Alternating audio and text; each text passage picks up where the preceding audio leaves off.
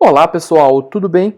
A gente vai falar hoje sobre os formulários dos prismas e estudar um prisma muito especial chamado de cubo. Mas antes disso, vamos relembrar o volume de um prisma. O volume de um prisma a gente calcula como a área da base vezes a altura. A gente busca o polígono da base, vê qual é e multiplica pela altura. A área lateral é a somatória das áreas das faces. Olha o sigma aqui, o S grego. Se a lateral são retângulos, a gente soma a área de todos esses retângulos, a gente tem a área lateral. E a área total, como que a gente calcula a área total? Muito simples, é a área lateral mais 2 vezes a área da base, lembrando que os prismas são formados por polígonos congruentes, idênticos, no piso e no teto. Muito bem.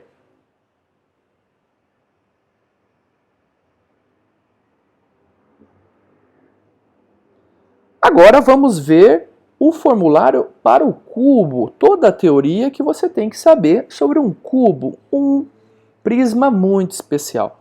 Olha só, o cubo ele tem as faces todas idênticas e são quadrados, porque o comprimento, a largura e a altura têm a mesma dimensão, que no caso aqui eu estou chamando de azinho. Então como que a gente calcularia o volume de um cubo? Bom, o volume de qualquer prisma, como vocês já sabem, é a área da base vezes a altura. Mas a base é um quadrado, então é A vezes A, e a altura também vale A. Então, o volume seria a aresta ao cubo. Então, volume de cubo, aresta ao cubo. Volume de cubo, aresta ao cubo. Olha que tranquilo. Agora, a área total. A área total, pessoal, você pode verificar que você tem 6 quadrados. O piso e o teto, a lateral direita e esquerda, a frente e o fundo. Então, é a somatória das áreas das faces. Mas eu tenho 6 faces idênticas. Essas faces, elas são quadrados. E elas são quadrados de lado A. Então é 6 vezes A quadrado. Interessante, né? Então a gente já tem o volume, já tem a área total. Agora vamos calcular a diagonal. Olha só, a diagonal do cubo é esse segmento que eu fiz aqui pontilhado em amarelo. Essa diagonal, antes de eu determinar, eu vou determinar primeiro essa diagonal aqui do piso. Percebe que essa diagonal, ela vai ser exatamente a diagonal de um quadrado. Ou seja, essa diagonal aqui, ela vai ser a hipotenusa de um triângulo retângulo de lados azinho e azinho.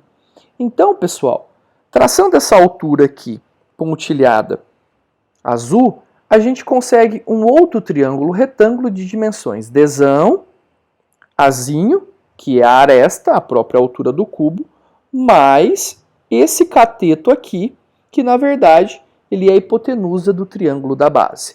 Extraindo, vamos lembrar que quando eu tenho um triângulo retângulo isósceles de lado L e L, a hipotenusa é L raiz de 2, ou seja, lado raiz de 2. Como a aresta é A raiz de 2. Na dúvida, aplica o teorema de Pitágoras e você encontra essa diagonal aqui. Muito bem. Então a gente tem extraído esse triângulo aqui, agora um novo triângulo retângulo de catetos azinho, azinho vezes raiz de 2 e hipotenusa desão. Então, pessoal, como que a gente pode chegar que a diagonal do cubo é a sua aresta vezes raiz de 3? Bom, se a gente fizer azinho ao quadrado mais azinho vezes raiz de 2 ao quadrado, a gente vai ter 2azinho quadrado mais azinho quadrado.